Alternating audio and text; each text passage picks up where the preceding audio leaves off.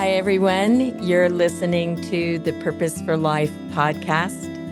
This is Suzanne Roberts, your host, and I am so excited. I have here with me today Qiana Stewart, a psychotherapist, and she's going to tell you a little bit about how she works and who she is. But I'm going to tell you the three topics we're going to discuss today.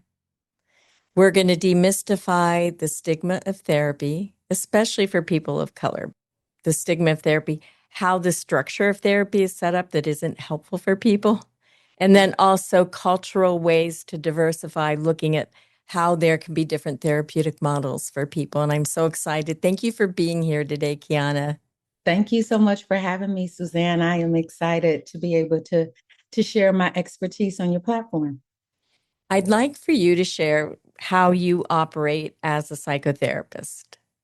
Sure. So, as you stated, I am a clinical therapist. I have 25 years worth of experience in the social service mental health field. I know I don't look it, but I do. Uh,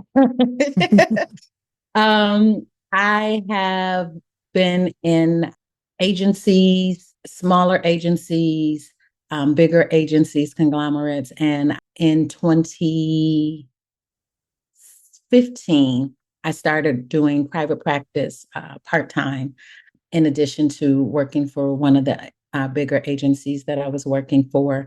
And with COVID, I transitioned from the group practice to private practice, solo practice, and opened my own private practice, Fostering Hope, a transformational wellness and consulting group that is here in Columbus. So I work with, over the years, my youngest client has been 11, my oldest client has been 72, and I have worked with everything in between. So for me, I look at therapy as something that is collaborative.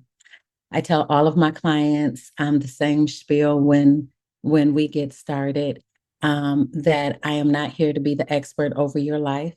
You are, but I am here to give you a multiple perspective, right? Because sometimes when we are in tunnel vision, we can't see left or right. All we see is where we're going. So I'm here to help pull back those blinders and give you a different way of looking at things.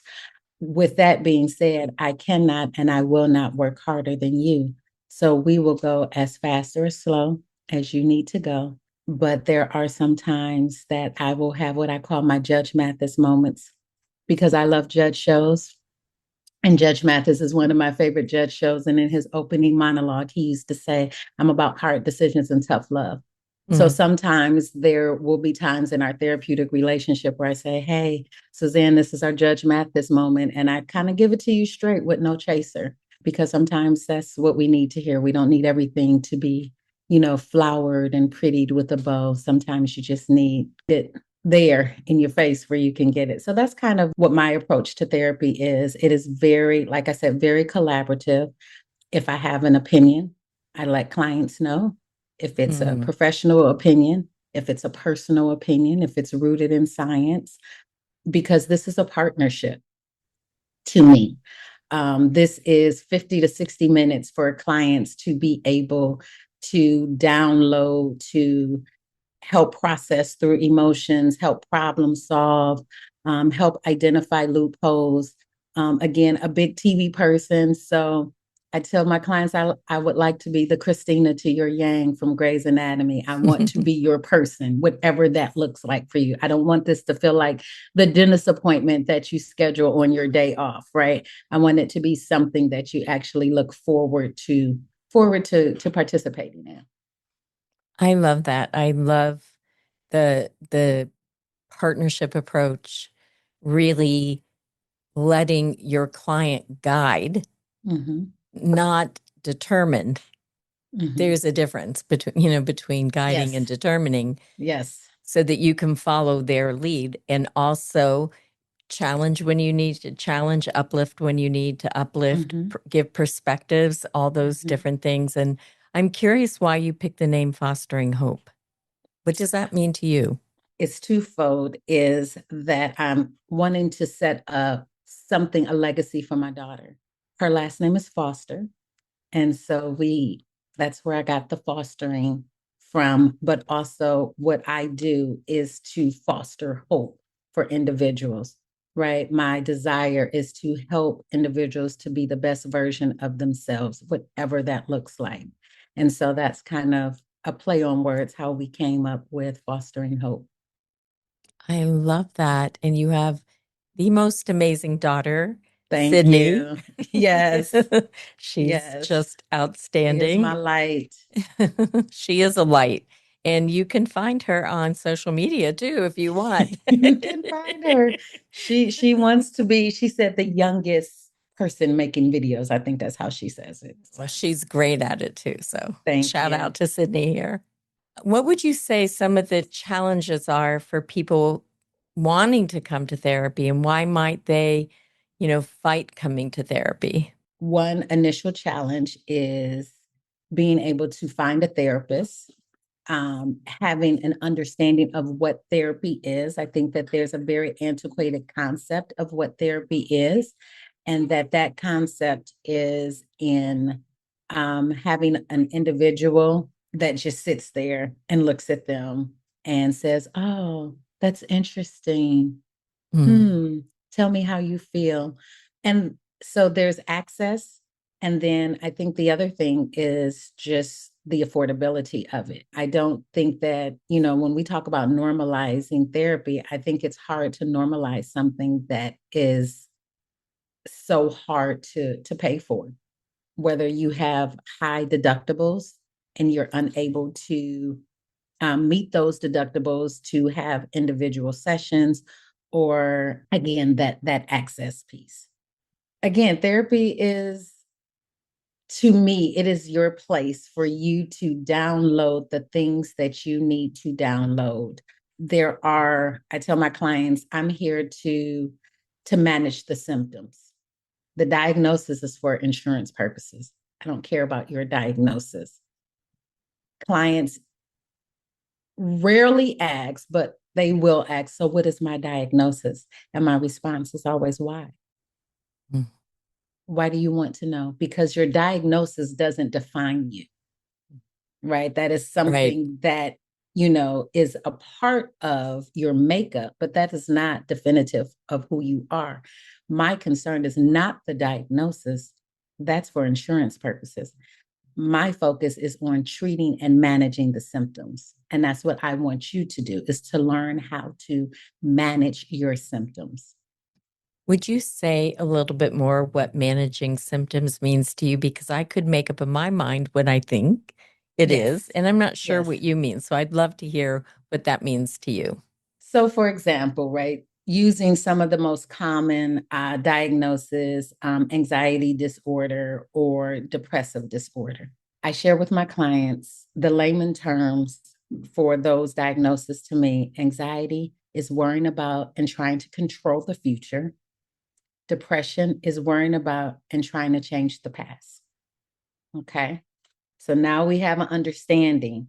And with that, some of the symptoms that come with those diagnoses is difficulty concentrating, having your mind jump from one thing to the next, sadness, feelings of guilt and or shame, anticipatory or persistent anxiety. We have hyposomnia and insomnia, right? So difficulty falling and staying asleep or the oversleeping. Um, One of the symptoms with depression, especially, that is under emphasized would be the lack of interest in sex. And so when you go through a period of time, and I noticed it within my own relationship during COVID. Mm. So with those things, and some more would be that the munchies, right? That increased appetite or decreased, significantly increased or decreased appetite. So now that we have an idea of what some of those symptoms are, how do we manage those things? How do we manage the increased frustration and the low frustration tolerance, increased irritability, excuse me, and low frustration tolerance? Before we can manage those things, we have to be able to first identify that those are things, right? We normalize that that's just how I'm feeling, or that's just, those things are normal, but really they are not. So when they are more often than not, that's when it's problematic. So, how do we manage the increased irritability? Recognizing that maybe it's you, it's not everybody else, and being able to take a step back to say, if everybody around me, I'm annoyed by everybody around me, as my mom would say, it can't always be everybody else. Some of it is you. Mm-hmm. So being able to say, maybe this is a me thing. How do I learn to take a breath? How do I learn to remove myself from situations so that, I'm not a Debbie Downer? How do I recognize what my sadness is and know that it's okay to be sad? It's okay to have an elevation of mood. But if we're always here or we're always here, that's problematic, right? Moods should be like waves. We should be here. And sometimes we're here, and sometimes we're elevated. But if we're always up and we're always down, that is problematic. So how do we manage those things? How do we learn to identify them? Yeah. And then once we identify them, put into action some things to kind of level them out. First of all, thank you for taking the time to say all those things, because I think listening to it, any of us can find ourselves in one of the things that you said. Mm-hmm. And with the word fostering hope, finding skills or pathways to do something different feels like, listening to you, it would improve the quality of my life. And that I don't have to stay stuck in the ruts that I'm normalizing for myself and thinking, so thank you so much for, delineating that. That was really clear and helpful. And I'm hoping listeners can see that there's a pathway of hope for them through this relationship that you're talking about. So thank you. And Thank let me you. add, Yes. Go. Suzanne, that with that, the time frame is 2 weeks. It's a short time frame, right? What's 2 So you weeks? could find a diagnosis if you have had these emotions for a period of 2 weeks I see. consistently. So if we're consistently here for 2 weeks, those are signs of falling within that diagnosis period. So that's what the DSM says. So it's easy, and when you think about culturally, we don't want to be identified as having depression, right? And what that looks like, right? You see depression as just sad all the time, or crying, not being able to get out of bed, but that's not really what it looks like. For some people, it does, but it's not across the board, right? And sometimes individuals are functioning in their depression. So, functioning in your depression could look like I've spent all of my energy doing my have tos. So, going to work, I took a shower, I did all of those things. And when I come home, I have no energy to do anything. I'm in my pajamas, I'm on the couch, and I don't want to talk to people. I don't want to be bothered. I just want to sit there. And so that could be what functioning depression looks like. So the loss of interest in the things that you used to do, that withdrawal from other people and things, those again are symptoms. So I know I kind of jumped a little bit, but I thought about it that it's kind of widespread. So just wanting to make sure that the viewers and listeners have a good snapshot of what that could look like. Yeah, I appreciate you saying that. Once again, people that are using up their energy during the day and they're used to going home at nighttime and putting their pajamas on and turning on the TV and not being around people and maybe eating or not eating or whatever, that's normal to them, but their lives could be so much better. And that's what I'm hearing in what you're saying. And once again, fostering hope. For the best you to have quality life more than what you're used to, right? And so I And more love that. often than not, right? Because we're Right. all going to get in those places where Yep. you're like, I just want to go home. I just want to disconnect. But if that is what every day looks like, Right. that's when we're talking about things being kind of problematic or potentially problematic. Thank you so, so You're much. welcome. What would you say in terms of different ways of culturally having therapeutic resources? Like, for example, ways that you set up a therapeutic process for yourself in a very difficult time. Would you talk about that kind of therapeutic process? Just to share a little bit, in 2023, my partner and I were traveling for his birthday. And while we were traveling, he had a massive stroke, and it resulted in him losing his life. I had to come back home, still being a therapist, still being a mom to a 4-year-old, and continue to give of myself while dealing with my own life altering event, significant grief. 6 months before that, I lost my grandmother. 3 months after that, I lost my uncle. So 2023, right, was trash for me. Yeah.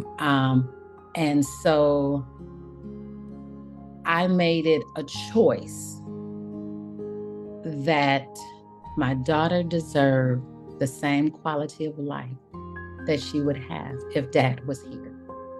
So I need to utilize the skills that I have and work through my emotions.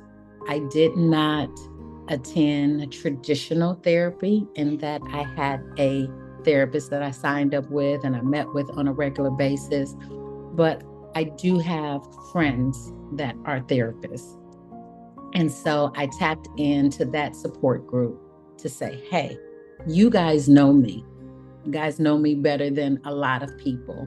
And I'm doing the things, I'm trying to do the things. But if you see that what I'm doing is not enough, and I need to actually meet with a therapist regularly, then I need you to tap me on my shoulder and let me know.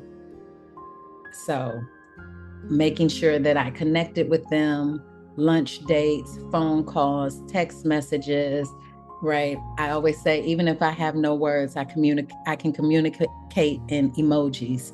That's what I would do.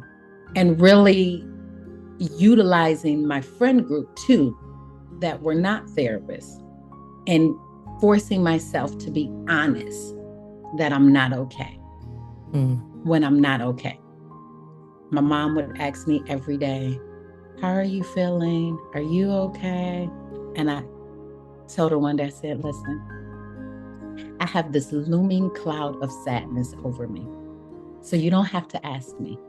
It's there, but I'm doing the best that I can, right? To show up as the best version of myself, for myself and for Sydney.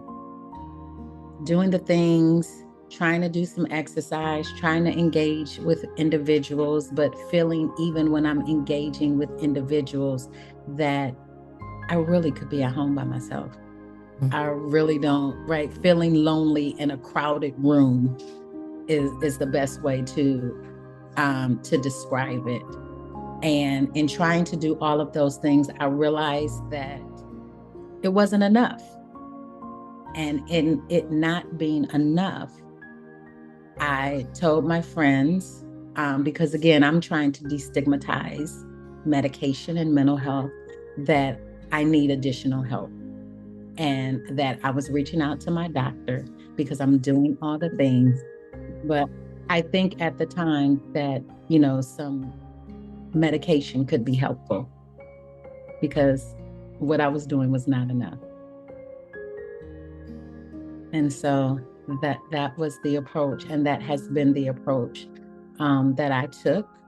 I probably stayed on the medication for about a year and started feeling as though I didn't need it as much, and began to, with the help of my medical professional, to titrate down, not just stop cold turkey, because that's one of the things too, is that with mental health, which we all have, right? We all experience mental health highs and lows, but that it doesn't, services don't have to be forever.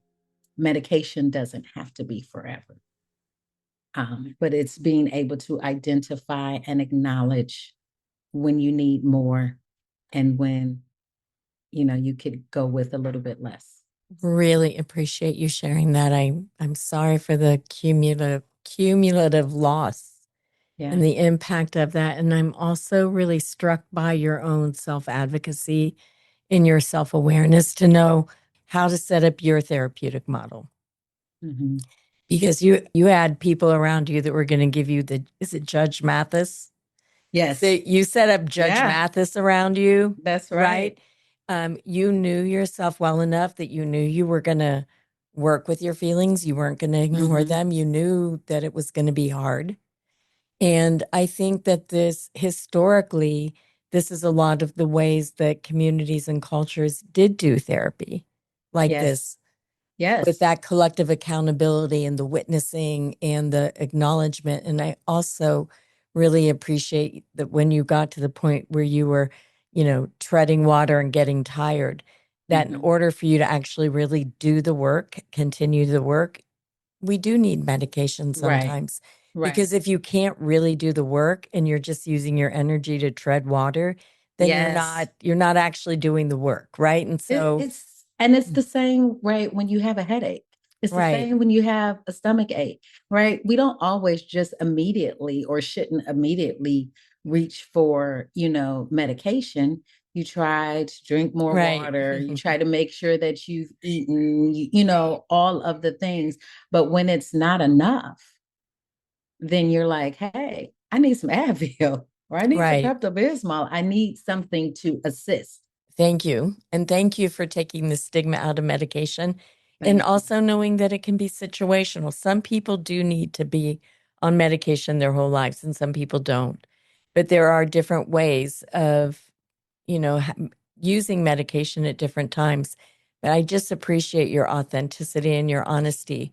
When you're working with clients, do you also help them set up a community accountability, or help them build support structure similar to, maybe not like yours because yours was very specific, but is that part sometimes of the therapeutic model? So I am your formal support, but I Okay. am not accessible 24 hours, 7 days a week. Who are your informal supports that you can call on?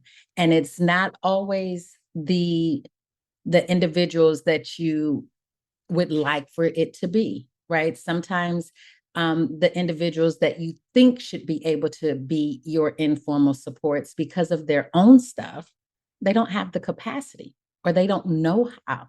So it's being Mhm. able to help my clients, right, set up their informal supports, who can be their trusted individuals, who has the capacity to support them in the way that they need to be supported, because everyone doesn't always understand your needs. So that's a whole nother process of, people showing up the way you need them to show up, or the way that you would like them to show up, and dealing with the disappointment behind that.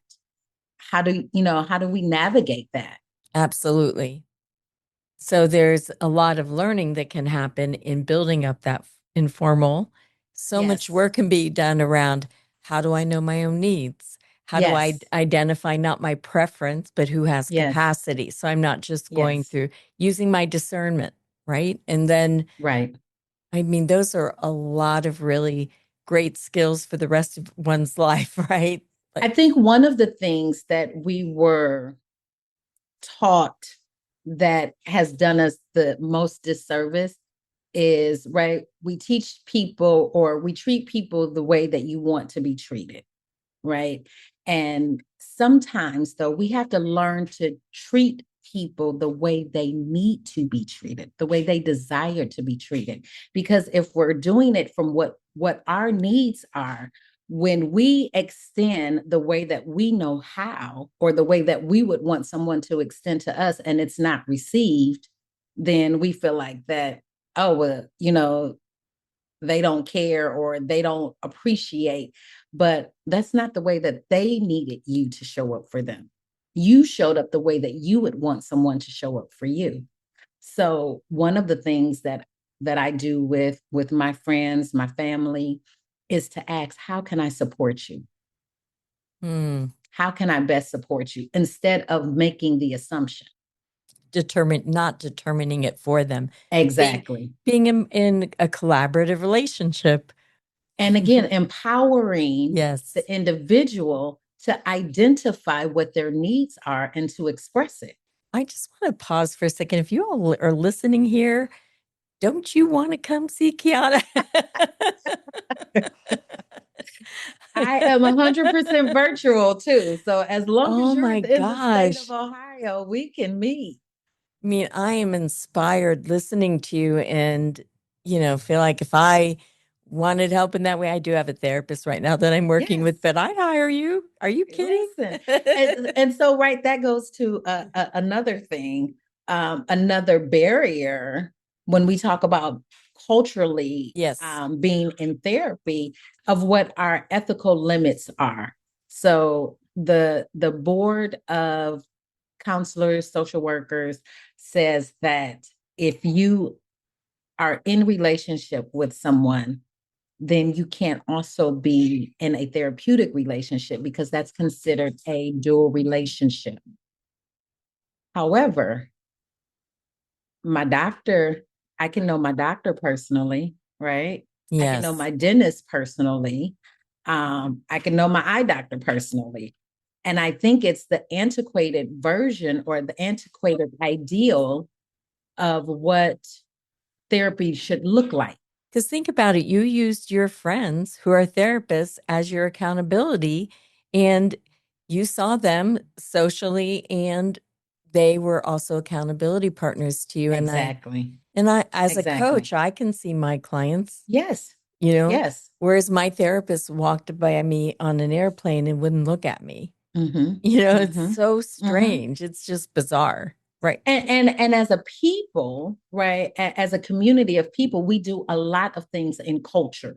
Yes. Right. There is comfort in our cultural community. I want to go off of a recommendation. This is, somebody that, I go to church with, or even if I don't know them, or, someone that is, my sister's friend, who I feel like will take care of me in the way that I need to be cared for.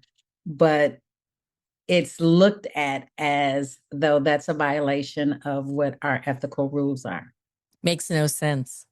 None. Zero. None. And I don't think, though, if we really look at, how psychotherapy came to be, it was very white. It was very Anglo-Saxon, right? And so it was a stigma, because if you were in therapy or you had a mental health disorder, they were performing phlebotomies and all types of things. And so as mental health and therapy transcended,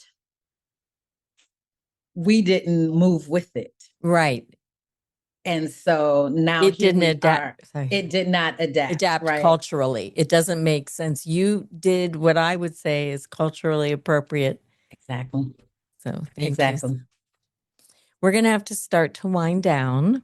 I want to ask you a question. What do you think the purpose for life is? I think the purpose for life is to live it fully. And that is very individualized, right? But I think that we are all given this life. I think that it was given to us so we could live it beyond what our belief, what we could even fathom. And if we are not living up to our own potential, if we are not the best versions of ourselves, we won't gain the full purpose and magnitude of what life could be for ourselves. I love that. And I believe that's what fostering hope is laid out to be, is to have everyone gain access to the full potential of this life that they've been given beyond their wildest dreams. And thank you for being a resource. Thank you so much. Thank you so much, Suzanne. Thank you for letting me share with you. I hope that your audience, receives some nuggets and some things that they feel like that they can implement in their lives, or that gives them more motivation to seek therapy. Again, it's doesn't have to be as stale and antiquated as it looks like on TV. We are regular people going through regular things that are just here to be to be a catalyst to help individuals to grow and to thrive. And that's really what my vision is for my clients. I am here to help you meet whatever your needs are.